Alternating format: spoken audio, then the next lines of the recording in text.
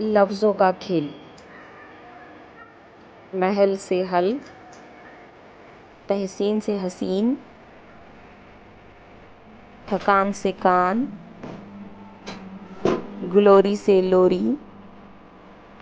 مقدم سے قدم، اسلام سے سلام،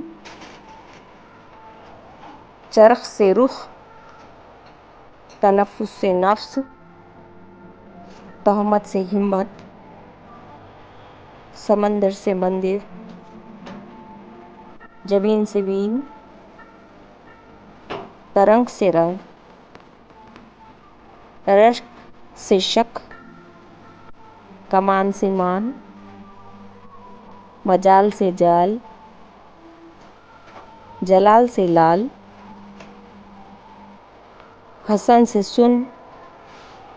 تلاش سے لاش، پجاری سے جاری، امن سے من، اچھا سے چھا، قہر سے ہر، احمد سے حمد، جہاں سے ہاں، گزر سے زر۔